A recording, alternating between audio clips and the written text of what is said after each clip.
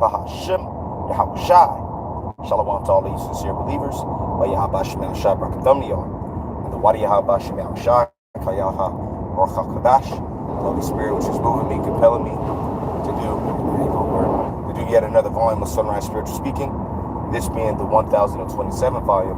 And I want to speak about the judgment that the Heavenly Father brought upon the Alaska region. It's a 7.4, and then they downgraded it to a 7.2 earthquake, which we know that's one of the ways in which the Heavenly Father said he would visit the world, pursuant to the book of Isaiah 29, verse 6. Thou shalt be visited of the Lord of hosts with thunder, earthquake, storm, tempest, ultimately what? The flame of devouring fire. That's how the Heavenly Father's going to totally take this world out. But hey, we're getting closer, and this is coinciding with now there being F-16 sent over to the CENTCOM region, which you look up. CENTCOM is Central Command, and the region that's covered is the Valley of Jehoshaphat. Hey, so the Heavenly Father, man, he's setting everything up perfectly, because we know that there's going to be, according to end time prophecy, wars and rumors of wars, earthquakes in diverse places. Hey, because there was another earthquake in Mexico. It was either earlier this week or last week, and they had a tsunami warning for that.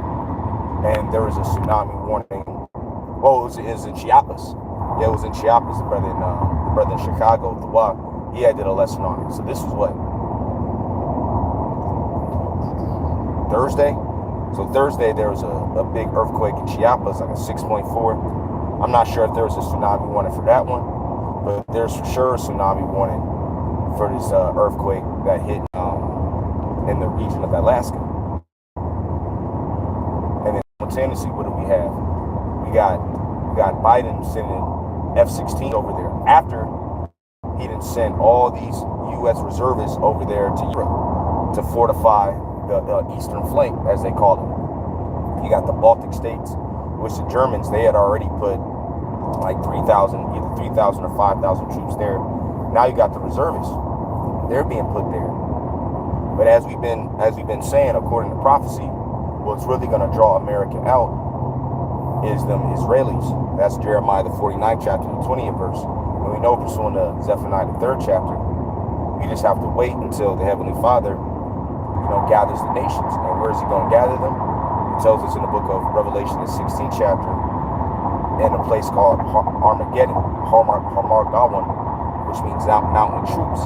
And that geographical location is described in the book of Joel, the 2nd chapter, the 20th verse. It's the region in between the Red Sea and the Persian Gulf, the Euphrates. We're really between the Red Sea and the Euphrates. And that region we would consider the Persian Gulf or the Saudi Gulf. And that's exactly where Esau is sending them F-16s, which those F-16s can be equipped with nukes. So obviously the Iranians, they're not going to take too kindly to that. And we know, pursuant to the book of Ezekiel, the 38th chapter, that Gog, Magog, which that represents the Russians, they're what? They're guards unto Persia. Persia is the ancient way of saying Iran. So the Heavenly Father, man, he's making good on all of his prophecies. And Shalom, bro. And the Heavenly Father, he's making good on all of his prophecies. We've been hastening the day.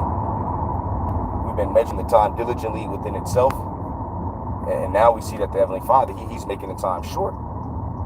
So let's see what transpires today, because each day, like it says in the book of Zephaniah, the 3rd chapter, each day is something new. Hey, every morning do if he bring his judgment to light. He faileth not, because I saw the Alaska thing late last night, but a lot of people, they're waking up to that. Like, damn, 7.4, because that's pretty heavy. Once you get to like really anything over 6.0 could really cause some damage, but especially 7.0. And we've been waiting for the big one to hit in California, whether it be in the Bay, whether it be in LA, or whether it be in both locations. And we're also going to see more uproars of the people, because the perversion of Esau/Edom, there's no end to it. He's like we used to say, he the no limit nigga. And we really got that from Trayvon Martin. Remember the young Judite? He had got smoked down there in Florida by George Zimmerman, all right, that so-called Jew. Well, I think it was his Twitter handle or one of his social media accounts. That was his name on there, No Limit Nigga. But really, that's Esau / Edom. In his mind, he's not going to have any limits. He's just going to fulfill his own heart's lust. You see, the Heavenly Father, he got restrictions on everybody. Pursuant to the book of Job 14, verse 5. Seeing his days are determined, the number of his months will be. God has appointed his bounds that he cannot pass. But Esau, man, he's really trying to push it to the limit on some Rick Ross hype. Because now over there in Hollywood, you got a drag ambassador. So you got some dude who gets paid by the city to go and promote the LGBTQ agenda, in particular drag shows, which is 6:30 right now.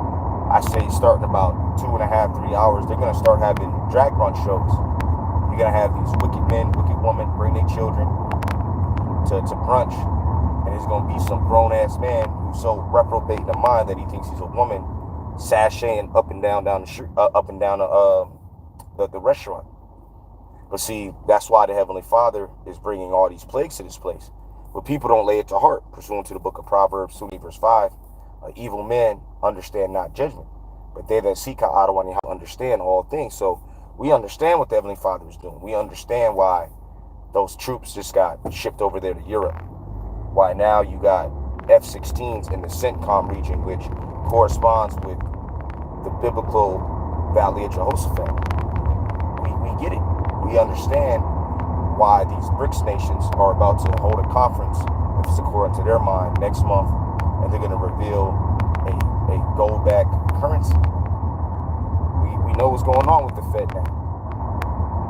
How that's a catalyst for not just the CBDCs, but ultimately the RFID chip, which is the mark of the beast, spoken of in the book of Revelation, the 13th chapter.